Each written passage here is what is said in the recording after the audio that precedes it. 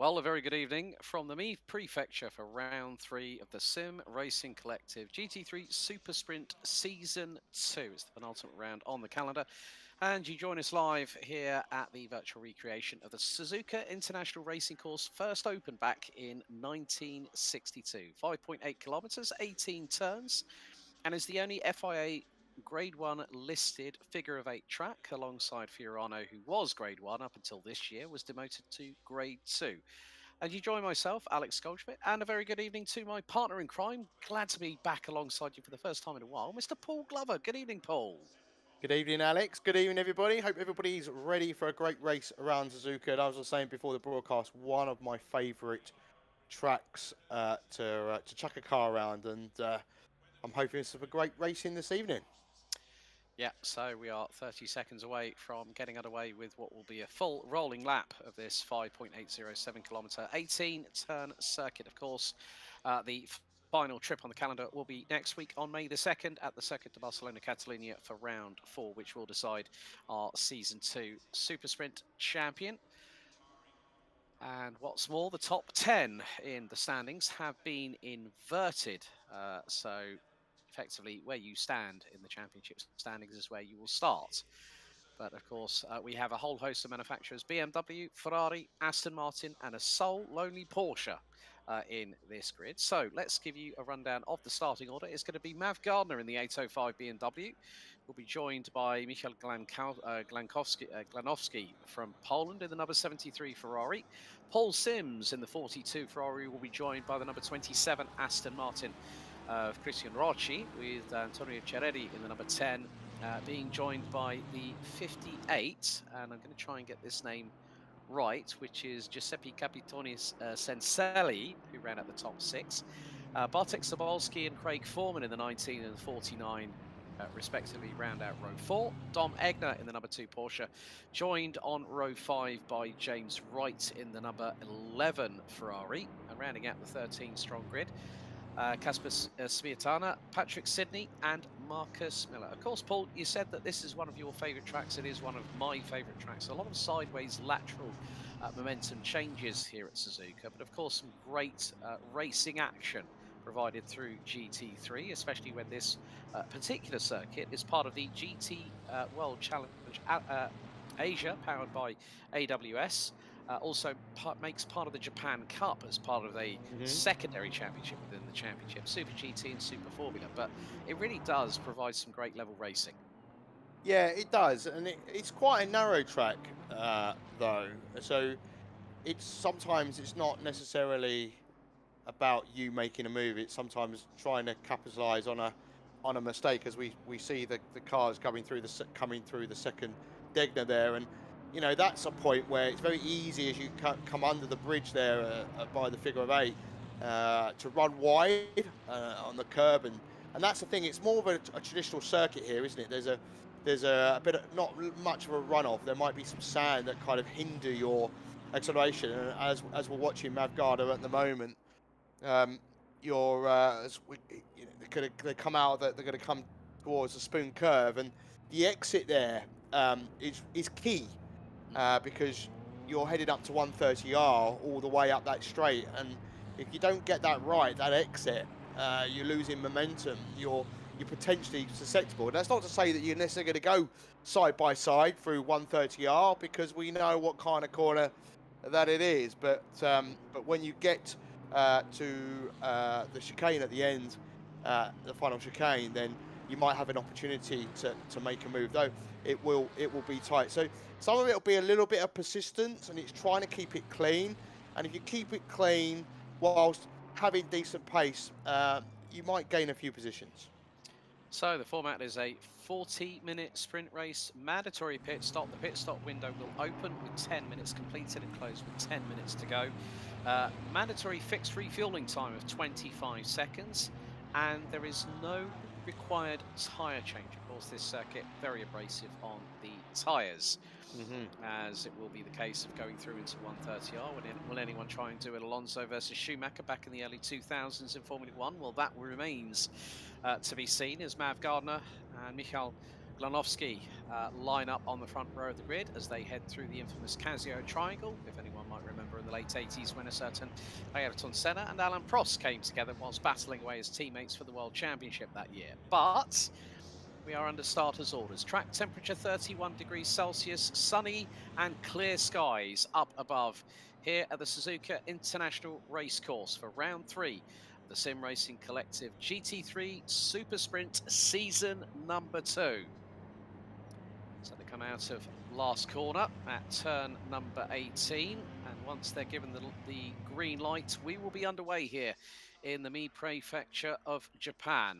So they are geared up, ready to go racing. Everyone's slowing to a crawl within the speed restricted on the rolling start, and the green lights get us underway here for round 3.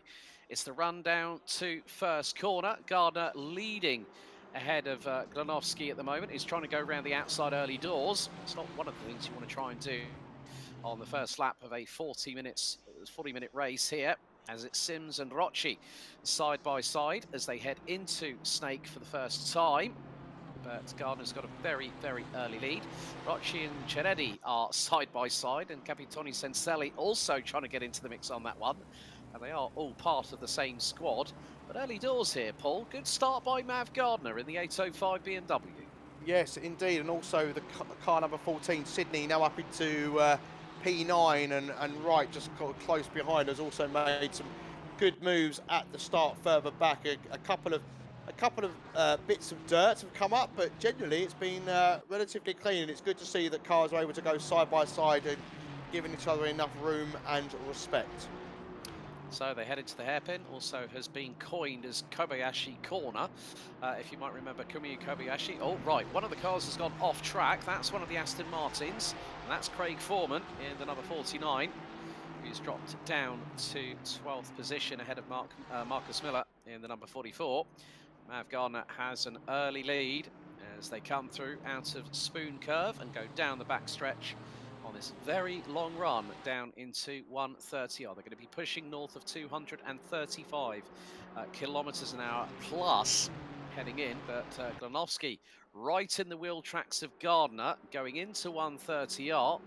Gap was about 0.2 of a second between them, but Gardner hangs it out a little bit. So does Glanovsky. Sims in third, Rocci in fourth as they go into the Casio triangle. Oh, he's gone deep. He's straight lined it. So straight away, Gardner has come under fire, and Glanovsky's going to get the race lead on the run down to first corner as you complete the opening lap. So Glanovsky leads the way by just 78 thousandths of a second. Gardner in the 805 and Sims in the 42. Go wheel to wheel into first corner. Rocci and Senselli are there as well. So the two M4R racing cars, the M4R Squadra Corsa teammates, side by side. You don't want to be doing that through the Snake Complex. No, you don't. And some really good driving into T1. And the fact that Gardner wasn't able to make the Casio triangle, clearly that he decided, oh, there's a car around there. Is that the Ferrari of, is that Cincelli? Wasn't quite sure who that was. Well, Dom Egner's just gone up. Yeah, James Wright. James Wright, and also it looks like a bit of damage on the front of that Ferrari as well. Yeah, that looks like it's been pebble dashed quite a bit by upcoming gravel and also contact with another vehicle. One of the Ferraris has gone off coming out of Degner 2, heading into in towards the hairpin. It's side by side a little bit further back. Smiatana from Midas Racing battling away with Ceretti in the number 10 car. As again, Craig Foreman hasn't quite adjusted his braking point yet for turn 11 at the hairpin, but Smiatana keeping Sobolski at bay. Paul Sims at the moment, fastest lap of the race, 2 minute 6.8 flat.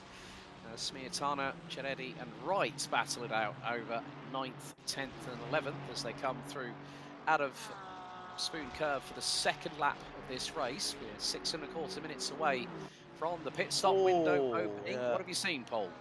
So it looks like two of the Ferraris had a little coming together, which pushed, I think, which slowed them down. And unfortunately for Wright, he then got into the back of one of the slower moving Ferraris. So I think it might have been Sobolski that was the slow moving Ferrari that got contact. So here we go. We've got the replay here. So you go, the slight little nudge there, goes round and then comes back on the track. Look, the Porsche. Oh, he hits the Porsche. Sorry, I completely missed that. So the Porsche has taken an evasive action, yeah, that's really unfortunate. Not a lot he could do there. Yeah, it is that kind of problem that you have to deal with at the best of times and also at the worst of times. So it does go to show that sometimes you do really need to have your wits about you, especially around a circuit like this here at Suzuka. And that has been proof in the pudding, so to speak, Paul, because it just goes to show that we've seen multiple incidents over the first couple of laps, but Glanovsky at the moment is leading. Gardner's still in second as they come underneath the bridge out of Degner 2 for the third time. And it is quite close. Top four covered by probably around about a second or so. Yeah. Because Capitani Cencelli is not that far behind. Neither is Rocci in the number 27. He's actually closed up on his teammate from M4R Squadra Corsa, but Smiatana still battling away with Ceretti in the battle for 9th place. Even with that damage on the front of that 296 GT3, James Wright is still keeping pace with them. Yeah, it shows he's got some outright pace. You know, with as you say, even with that damage. But there's a couple of larger gaps here and there. But generally, there's some nice packs, isn't there, of cars. You know, P8 all the way down to P11, and as you say, the first top 5 are all nicely bunched together. It's nice to see the Porsche faring well as well with Egner at the wheel. He's currently around about 2 seconds off P5. So let's see. I saw him in the background as it came out one of the. Oh, there's that's James Wright. Triangle. Yeah, that's Antonio Chinetti and James Wright coming together. Wright was backwards and into the wall, it looked like. Yeah, he's definitely come off worse there. Yeah, he has, as Craig Foreman's just been passed by Marcus Miller in the number 44 Aston Martin at the tail end of the field. In the meantime, Cebulski up to 6th. Paul Sims was running P3 and is now down in 7th place. Cebulski has the fastest lap of the race so far in the number 19. Love the livery on that car. Nice bit of white and a bit of gold. Something a bit different on a 296. Yeah, nice looking, nice little mix. It reminds me of something, but I can't quite put my finger on what it may be. It will come to me at some point, I'm sure. Yeah, well, you got 33 minutes to find that out, buddy. But yeah, sometimes there are things on the tip of your tongue. But Gardner against Glonovsky again gets through into the hairpin at Kobayashi corner. The BMW just looks a bit more planted at the moment. It looks a bit more assured. Yeah, the Ferrari does. I mean, I would have thought that the BMW, you know, very different engines. You know, you've got a V6 in the Ferrari, you've got a flat 6 in the BMW, then we've got the flat 6 in the Porsche, and then a twin-turbo V8 in the 3 Aston Martins at the moment. But, God, under that pressure, though, from behind as well. He's got to be careful. It's so easy to be the attackee. And then to become the one that's being attacked if you don't get that attack right. So, yeah, it is really closing up between the top 5 at the moment. You're looking at a gap of about 2.5 seconds as Glonovsky and Gardner. Well, Gardner went wide and has just lost out second into the Casio triangle. Capitani. He's going to lose another position as well, by the looks of it, on the inside there. Well, that was a brave move from Christian Rocci. Ball was open, and again the Porsche's going to go through now as well.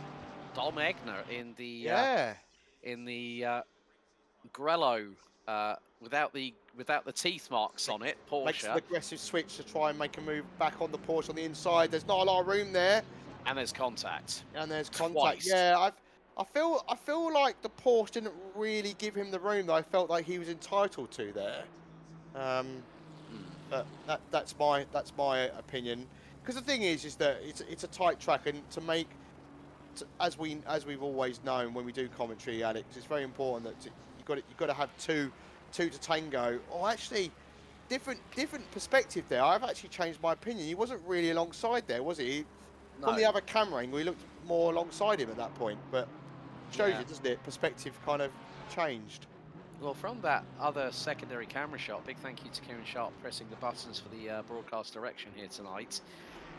Yeah, Gardner was nowhere near alongside Egner and just literally punted him into the right rear going turn 1, and that was all she wrote. And then there was a secondary bit of afters as Gardner's going to lose out 4th position to the current championship leader, Bartek Cebulski, as they go through 200R, and Gardner went over the curbs and the back end bounced up and down in the air like a yo-yo on a bungee cord right then.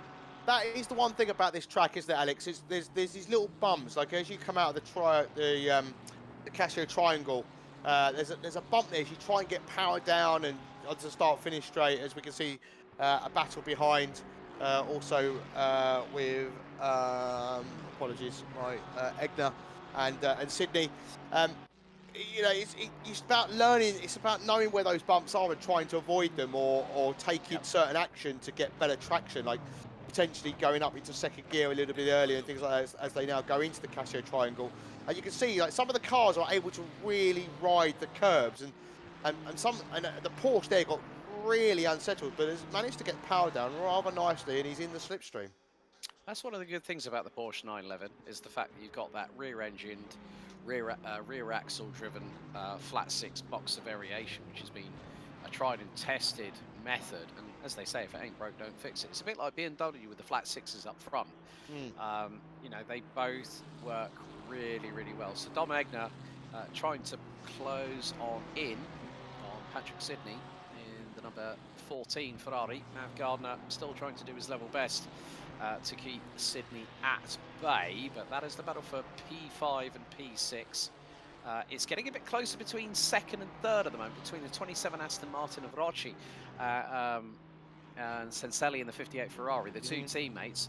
Glanovski's cantered away into the distance by about a second and a half at the moment, as the pit stop window is now officially open as of 60 seconds ago. So the big thing is here now, Paul, we don't know any of the strategies that these drivers have decided to go in with. Yeah. It's going to be interesting to find out how soon or how late in the pit stop window they decide to go into the box. Well, yeah, as you touched on, there is a 25-second timer on the pit stop, so you want to try and use that to your advantage when it comes to you know, your fuel amount, for instance. I'm sure some of the drivers would have done a little bit of testing on that regard, and as you say, it's whether you decide to go your first kind of stint, you want to go shorter or longer, and but a lot of people tend to try and sort of find the middle ground and just go bang in the middle. So we may see that when the timer counts sort of halfway through the race. We might find many of the cars go in at that point. The next question is, do they take tyres or not, because it's not mandatory? Personally, I would take tyres here because, as you touched on it, it's a very abrasive circuit. It's very demanding on the tyres, and you're not really going to lose much time compared, because there is a fixed pit stop time for the event. Yeah, there is. So it is about just making the best of the situation that's presented in front of you. As, wobble there from the 14. I was going to say, you were nearly jumping up and down in your seat. Yes. You there, Mr. Glover? Yeah. Yeah. He teased me. He teased me. Yeah. Gave you a little tickle. But no, I think it is going to be quite interesting. I mean, the top speeds at the moment, currently 268 kilometers an hour by our second place driver, Cristian Rocci, in the number 27. The gap is not coming down by much. Chianetti's now got did have the fastest lap. Sobolski's got that back. Yeah. So we're running at around about a 2-minute lap time. And as that gap's going to come down as well, isn't it? I think Sobolski's currently got the pace, as we see the move by Sidney on Gardner on this side. He's got the Porsche alongside as well. So Gardner's out on the grass, which is now going to put him under even pressure to lose P7. Yeah, Chianetti trying to go round the outside at 200 on the run to Spoon Curve. That is a brave move by the Italian driver, and gets late on the brakes as he run a little bit wide. He will into the first bit of Spoon Curve, but then a little bit of a switch from the back end of Mav Gardner, and also from the front end of that BMW. It seems to be struggling a little bit, so Gardner was at the sharp end of the field, now drops down to what is 8th position. Not exactly what Mav Gardner had in mind when it came to running in this particular race of the season. Currently sitting 8th in the championship on 92 points at the moment. Patrick Sidney is a little bit further back. Yeah, so Sidney's he's on -5 at the minute. So yeah, so Foreman into the pit lane. Sims was in the pits, but that was not a mandatory stop. Chianetti goes into pit lane, so we're seeing the first touch between Egner and Sidney coming to the first corner, and Sidney held on to it. Yes. Oh my goodness me, the man from El Plan Racing with the Fernando Alonso, the Asturias colours on that Ferrari, of course, paying tribute to the man, the myth, the legend, 2-time Formula 1 world champion, current Aston Martin F1 driver, who's extended his contract to the end of 2026 as an F1 driver. Whether that's going to be any longer, anyone's guess, because he still looks like a young whippersnapper at the age of 43. Does. I was just about to say, and our race directors on there, the battle for P3 is just hotting up. Sobolski's showing some real pace at the moment, the championship leader, as you say. He takes us both in the same car, but takes a completely different line. It's a much tighter line there, which has allowed him to put him right on the back. So he's going to the hairpin. That's covered off quite nicely there, sort of planted the car right in the middle of the circuit. Doesn't really give him any options there, does it? No, not really. I'm also now just taking a quick look at the pit stops at the moment. So Craig Foreman has pitted. Antonio Ciaretti have also pitted. But looks like Craig Foreman, after 14 minutes of the race, has not rejoined. So Oh, looks like yes. we have our first casualty of the evening. Paul Sims in the number 42 car did serve a pit stop with 8.25 minutes completed, but that does not go against your mandatory tally so far. So he's going to have to take another trip down pit lane, which is going to compromise his race as Egner versus Sydney through into 130R, and the Ferrari goes all four wheels and off track and then some. So does Garner in the BMW, and it's going to be oh, dearie me. Sydney was definitely the wise to sort of go, yes, I just flatlined it. I'm going to back on out of it and not give Dom any problem. Number 58, Ferrari of Capitani Senselli has just pitted. So Glanowski now being you said about Glanowski. He's being closed in by Christian Rocci by a considerable margin, by 0.8 of a second on that last lap. So the battle for P1's really heating up, and also Sobolski's not that far behind either. Indeed, yeah, he's got some genuine pace at the moment. So I'm guessing he's fueled quite later for the pit stop window. So we'll see. He's clearly got some pace. Because of that, he's not taking any risks, which that it kind of affords you that, doesn't it? If you've got outright pace, you're just waiting for the cars ahead to pit. But so watching the battle, Glanowski there has run a little bit wide, doesn't it, and just kind of put him under a bit of pressure from the Rocci in P2. So, but as you can see, our championship leader is closing ever present, and he'll be joining this battle very shortly. Yeah, Glanowski's currently on 100 points in 7th. Rocci's currently 5th in the championship standings, only 8 points behind Sobolski. So it is becoming Rocci's becoming the Aston Martin meat in the Ferrari sandwich right now here at Suzuka with 12 minutes and 20 seconds to go until the pit stop window closes officially. So you really need to be in with about 2.5 to 3 minutes to go, as there is a possible overtake happening between Egner and Sydney. Sydney looking up the inside, early doors down the backstretch into 130R. Egner says, no, you don't. I'm going to be back on the racing line. And all three drivers this time make it through without circumventing track limits significantly, but Egner goes straight on. Glanowski pits, and so does Sobolski. So the two... Sobolski was so late on the brakes and managed to jump Glanowski in that phase of the pit stop. That was a psychological move if ever I saw one. Yeah, I hope he managed to get the car slowed down enough, though. Time will tell as when he exits the pits, or we'll be told if there is a drive-through or a stop-go 30 for speeding. So time will tell. But it looked like Rocci there didn't quite stop in his box as well as the championship leader. So the game kind of moved him back. So he would have lost a bit of time there, unfortunately. Or he'd obviously lost the position as they entered the pit. So yeah, interesting time. So Rocci at the moment, Rocci is still out on track. So who was the other car then? That was Sobolski and Glanowski. Yeah, Glanowski. Sorry, yeah. So yeah, interesting on that pit entry there. So Rocci now leading the race. I expect to come in very quickly because the undercut is quite strong here as we watch championship leader exit the pits. Yep, so Sobolski jumps Glanowski in the pit lane by one of the most how can I say it, he was filled with cojones at that point and decided to dart round the outside on the entry into pit lane and got the job done. Timed it to perfection, Alex. That was well, I've never seen that before.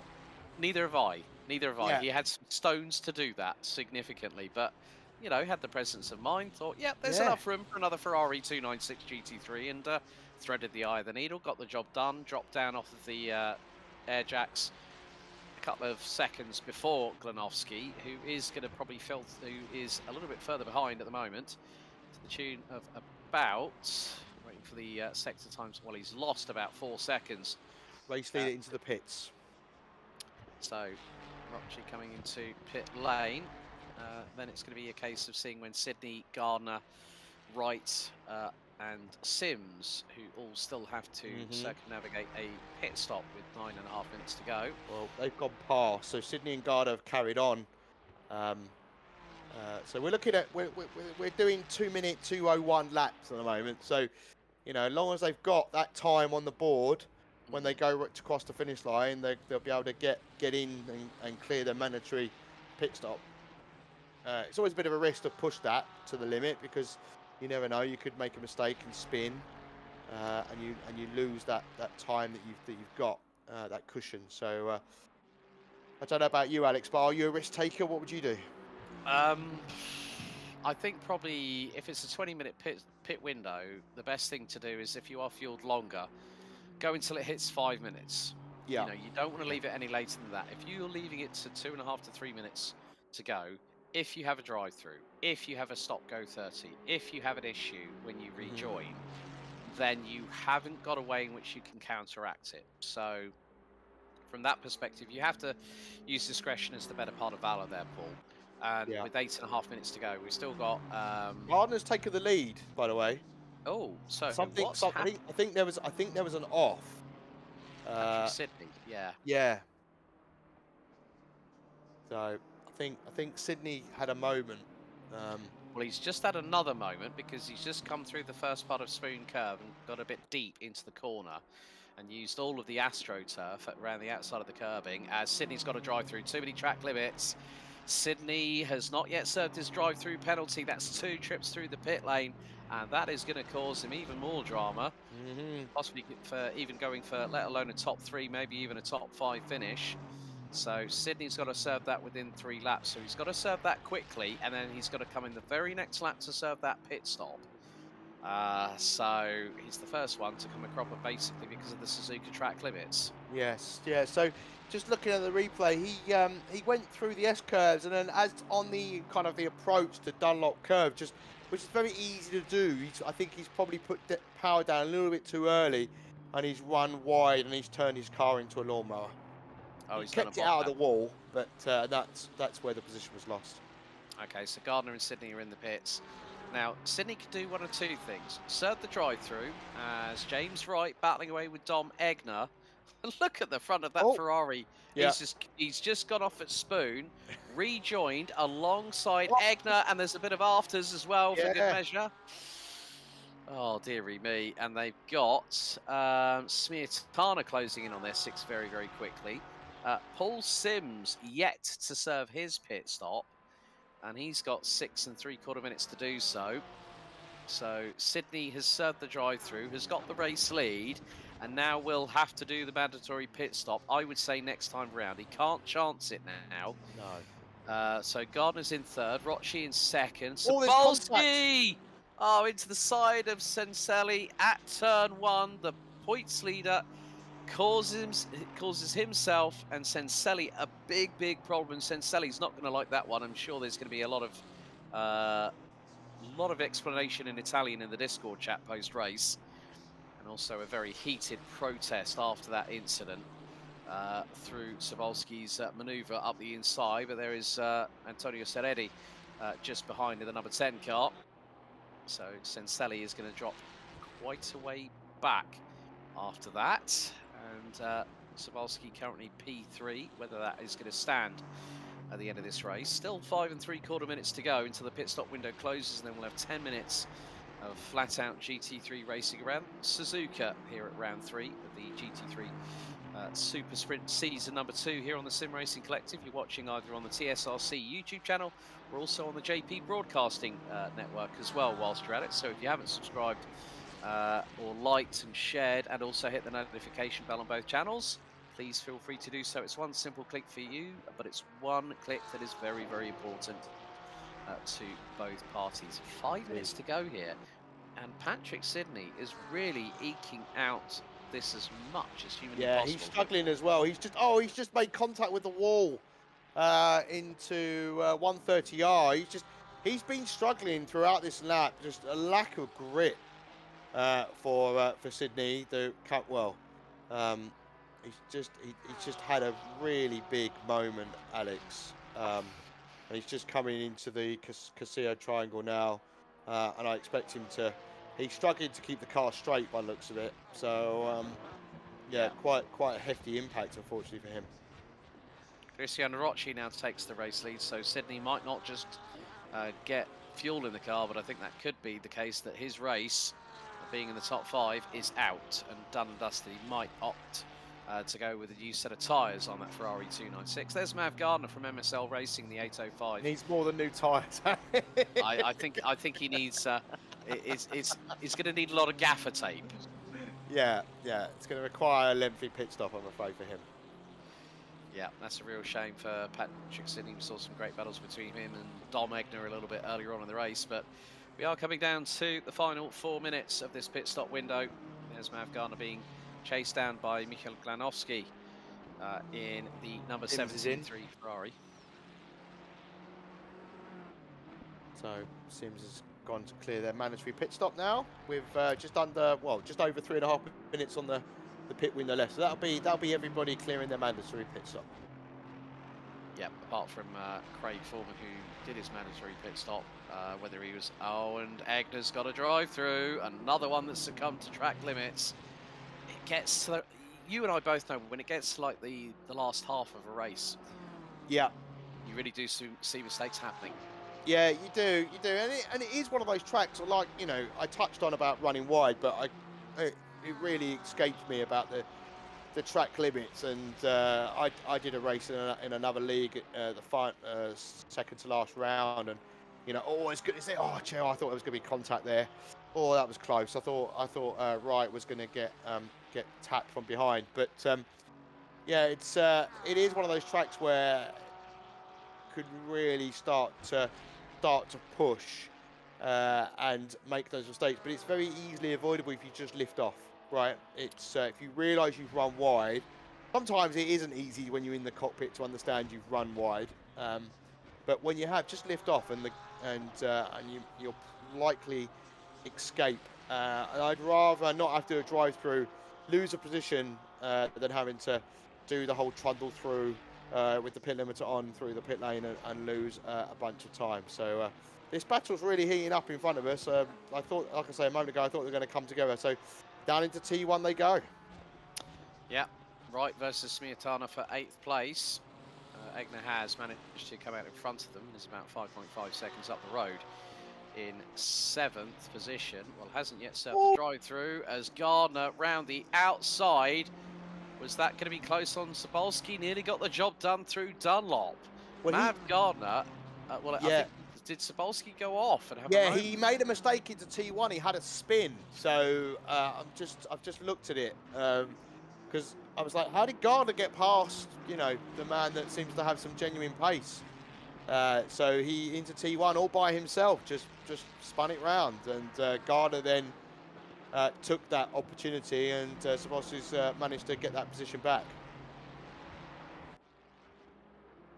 Yeah, of course. I think, you know, Cebulski having that bit of 2 and 8 with Capitone Senselli earlier on in the race hasn't helped himself that much, even considering the fact they're only 1 point apart coming through into this penultimate round of the season. We've got Barcelona on May 2nd in just 7 days' time.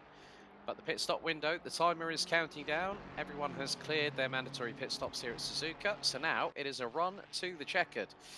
Here at this circuit, 5.807 kilometres, 18 corners and all. And there is the race leader, Cristiano Rocci, who currently is 5th in the standings. This will help him big time. Yeah. When you look at it, 65 points for a win as per the TSRC usual scoring system.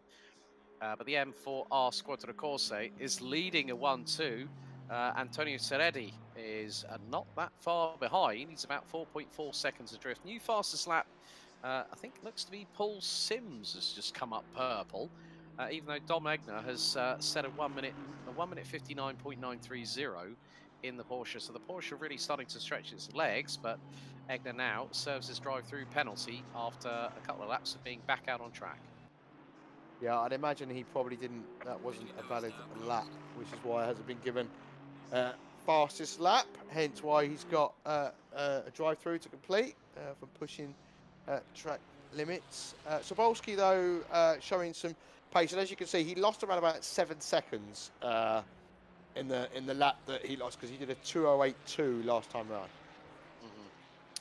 Yeah, and there is James Wright continuing the battle with Kasper Smiatana, the 213 teammate to Glonowski, judging by the livery on that car. But James Wright holding on to 7th position in the minute. We are coming down to the final 9 minutes and 20 seconds of this third round of the Super Sprint GT3 season here for Sim Racing Collective. We And lost the Porsche. oh, dearie me, Dom Egner has called time on his race. I think after the drive-through penalty for the track limits, I think that's him deciding, you know what, I'm not going to take any further part in this, but it is an M4R Squadra Corse 1-2. Aston leading Ferrari as the 27 of Christian Rocci comes through the Casio triangle. Last time around set a 2-minute 1.627. Just lost another car, didn't we? Oh, we We've have now got indeed. 10 left. Yeah. Oh, they are falling a little bit by the wayside. So that lap time, 2-minute 1.9 for Christian Rocci. So that'll give us around about, I would probably say, another 4, maybe 5 laps. So 5 laps, I would say, probably at a push. Yeah. So it's funny how we went for a race where there was multiple battles.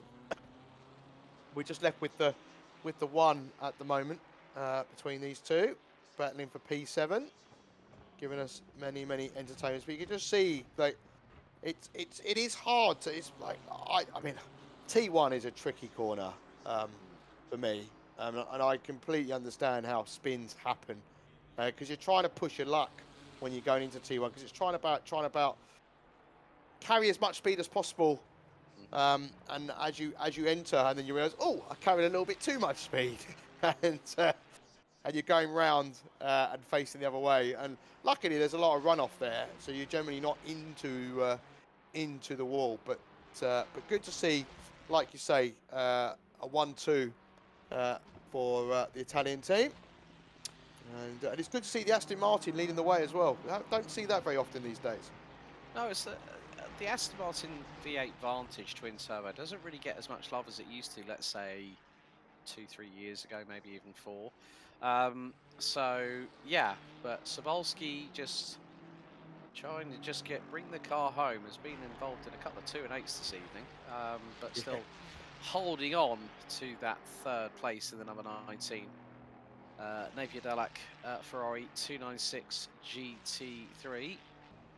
So we're about to complete lap number 16. And Christian Rocci doing an absolutely sterling job. Sobolski now makes his way through the Casio triangle and then through last corner here at turn number 18 and starts accelerating in the Ferrari 296.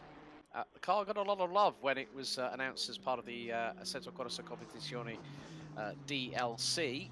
And seems to be a firm favourite in the lineup of cars that we currently have on the platform, which do variate from the old school GT3s from about half a decade ago to the now and present that we will see on the Fanatec GT World Challenge. Europe powered by AWS, also over in the US, also in Japan and Australia. And yeah, it's a good little workhorse. But here is the battle for 4th place. Mav Gardner being closed in by Michael Glonowski in the number 73 Ferrari. Gardner was very feisty early doors in the race, but what you don't want to do through the Snake complex there, Mav, is clip the grass coming through Snake and heading into Dunlop. That's going to cost him a little bit of time. Yeah, and also it can also unsettle the car at times. He might have had to make a bit of a correction there as we go into and through the second Degner. So up towards the hairpin. How does the car look on the brakes? It's kind of, I use the reference of the end of the curbing on the right hand side into the hairpin. But again, you see a lot. It's so easy to go deep there. You see it very regularly, and you just leave that door open. But at the moment, the BMW for the particular sector seems pretty strong. It does. It does have its quirks, does the BMW, as does the Ferrari. So we are into the final 5 minutes. Now the gap between Rocci and Ciaretti now drops again, 2.7 seconds. So it seems like the 296 is starting to get into its zone a little bit more here, Paul. And for the main reason being, Oh, he's round again. Sab- He's had a moment. Sabolski, that was coming out of 130R, so Sabolski Yeah. has just lost third place. He's dropped a fifth. Disaster for the points leader. And that means Senselli, if he gets a little bit, we can have a look at the replay here. So into 130R, probably pushing above 245 kilometers an hour. Hits the grass, and he's scooted sideways through 130R and manages to hold it, keep it out of the barriers. No damage done, but probably has overcooked the tyres. Yeah, you can see he hit the curb, which completely unsettled the car. Probably trying to be a little bit too aggressive there, trying to, because he had he still had a chance of gaining on P2, but now he's ruined that opportunity. So yeah, it's a shame. So has made a mistake there, and early in the race made a mistake into T1. If he can sort of not make those mistakes, he'd be in a much stronger position coming towards the end of the race. Might even have been in the lead. In other words, Savolsky did a bit of a boo-boo there, didn't he? Just completely misjudged the entry point into 130R, and then it just all went completely wrong. Gardner and Glanovsky battling over what is now the final step on the rostrum with 3 minutes and a quarter still to go. Savolsky might still be in this. Indeed. But Capitone Senselli not too far behind him either after that big old spin for the number 19 Ferrari. We've got 3 minutes on the timer to go. And just keeping an eye on our race leader, Rocci's now making his way down the backstretch, heading into 130R. What could be the second from last time, as we are on lap 18 of this race so far. Race leader now makes his way through into the Casio Triangle. Mav Gardner being followed by Mikhail Glanovsky. Savolsky not too far behind, only 1.1 seconds adrift as they fire it through 130R. And Glanovsky goes very wide. And now, look, this is going to be the battle right up until the end. The race leader is going to be 2 laps to go. So we are going to hit 20 20 laps at the checkered. So Rocci leading, Ciaretti is closing in. That gap has gone down to around about 2 seconds. And Ciaretti's taking about half a second a lap out of Rocci. But the M4R Squadra Corsa team will not want to get rid of a potential 1-2, as we are under 2 minutes remaining. Yeah, there's a few cars back, potential for P4 here, aren't there? All the way down to P6. I think it could even be as high as P3. Senselli. Oh yeah, of course, Senselli needs to actually get past Savolsky, because then that could be a possible change in the standings come the end of this third round before we go to the finale in a week's time at Barcelona on May 2nd.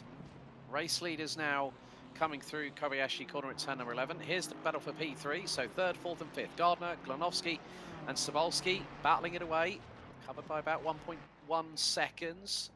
And the Ferraris look to be a little bit more planted. And Savolsky has really closed up on Glanovsky. So Glanovsky's really got to watch his P's and Q's right now. Gardner's just got to keep it on the straight and narrow. Savolsky's got nothing to lose and everything to gain as we hit the final 60 seconds. Race leaders coming down the back stretch at a spoon curve and then into 130R. That gap looks to be dropping again. 1.5 seconds between Ciaretti in second and Rocci in first as they are now about to head through the Casio Triangle. Meanwhile, we concentrate on this battle for P3. And they are covered by next to nothing. You can cover them by an A4 sheet of paper and still have over and more than enough as Sabolsky goes very wide out of 130R. Right into the wheel tracks of Glanovsky through into the Casio Triangle for what is the penultimate time. Last lap underway. Rocci has got a 1.6 second lead over Ciaretti. Gardner, Glanovsky and Sabolsky will be battling to the death and to the checkered flag. Who will get P3? 1 lap to go. Yeah, indeed. So into T1, it's kind of like try not to take too many risks here. It's so easy to overcook it and try and go for a move that isn't on. As we stick with this trio, as you say, the race leader is on the final lap of the race. You just want to sit behind the car. You can try and make it up through the Dunlop curve. You can just get a really good exit. And as you can see, side by side now, the two Ferraris. Sapolsky's trying to make the move. He's got the inside line. Is he giving the room? He backs out of it, which I think was the smart move there. But that's allowed Gardner just a little bit of breathing space. It has. I mean, the thing was, Sobolski should have just stayed in the wheel tracks, not be impatient. You know, there's that sign of desperation. There's also that sign of urgency. He slides, yeah. Slides from Sobolski coming out of Stegner 2. And now he's going to be pushed to the outside, going into the hairpin at Kobayashi Corner here at turn 11. He's still got a chance around the outside. Can he get the crossover? The answer's a no on that one. Gardner's got more daylight at the end of the tunnel. That's probably going to be close to a second gap between Gardner and Glanovsky. As the race leaders, we need to start concentrating on them now. And there it is. It's the formation by M4R Squadra Corsa with Christian Rocci leading the way. Antonio Ceretti in the Ferrari in the number 10, rounding out the top two. It's going to be a welcome result for the Italian team as into the Casio Triangle for the final time here on lap number 20. One more corner to power out of, and the winner for round 3 of TSRC GT3 Super Sprint Season 2 here at Suzuka, it's Christian Rocci from M4R Squadra Corsa and Antonio Ceretti. There's contact in the Casio Triangle as Zablowski tries to make the move. I think he should have given that position back, but the stewards will have to take a look at that. Gardner takes P3 in the 805 MSL Racing. Sobolski gives the position back to Glanovsky. Sobolski takes 5th. Then we've also got Giuseppe Capitoni Senselli rounding out the top 6. James Wright will hold off Kasper Smiatana from Midas Racing for 7th at the flag. Marcus Miller from Crockbait Racing, the 44 Aston Martin, ran his own race and still gets it home in the top 10, taking P9. We've got one more driver still to cross the line, and that is going to be ST Racing's Paul Sims in the number 42. It's been a difficult race for him tonight, having to do a pit stop with just over 8 minutes of the race completed as he makes his way down the backstretch into 1:30R for the 20th and final time. And on lap 13, we lost both Dom Egner and Patrick Sidney. Craig Foreman we lost on lap 5, but Paul Sims makes his way out of the Casio Triangle, accelerates in the Ferrari 296 GT3 here at Suzuka, and is the last classified finisher across the line. 10 out of 13 cars finishing with Christian Rocci, Antonio Ceretti rounding out the top 2. A great result for the M4R Squadra Corsa team. Mav Gardner for MSL holds on to P3, finishing 2 seconds ahead ahead of Mikhail Glanovsky, with Bartek Sobolski and Giuseppe Capitoni Senselli running out the top 6. James Wright, Kasper Smiatana, Marcus Miller and Paul Sims round out the finishing order. Egner, Sidney and Foreman retiring at earlier stages of the race. A couple of comments in Italian in chat. I dare not translate them at the moment, reference Sobolski's actions. But Paul, what a great race here at Suzuka for round 3 of this TSRC GT3 Super Sprint for Season 2. Indeed, yeah. As we touched on, one of my favourite tracks, allows for some great racing, but it also, you know, you're having to show some patience. And I think, you know, watching some of the collisions this evening, I think that wasn't what some of the drivers wanted to give or have even. So, but no, some great stuff, great action. And as we saw, drive-throughs became a thing because people were pushing those limits. But I'm a big fan of Suzuka, and I always look forward to commentating here. And also, been great back in the hot seat alongside yourself, Alex. Hopefully it's not too long before the next time. But folks, there's a lot of action coming up for TSRC. We've got F4 Sprint Season 2 Round 4 tomorrow night at Fuji Speedway. That's going to be an absolute barnstormer. For those JP Broadcasting fans out there, we've got the Radical Race Series Round 7 Season 2 at Interlagos coming up shortly. The Xfinity Talladega Super Speedway for the Triple Bypass League at about 10 to 2 in the morning tomorrow. The virtual World Sports Car Championship 2024, 90 minutes to Spa, happens this coming Saturday evening. And then we got the OGRL Coffee Cup Season 1, Round 10 at Sebring, IFL Super Formula Lights at Zandvoort, IGP Fun Round 7 for Super Formula Lights Season 2 at the Hungaroring. We've got the BSC Spring Season, Round 12 at Kansas Speedway, and of course, Sim Racing for Simpletons, Round 4 at the Hungaroring. Of course, you can catch up with the season finale of the GT3 Super Sprint Season 2 here on TSRC next week, 8 p.m.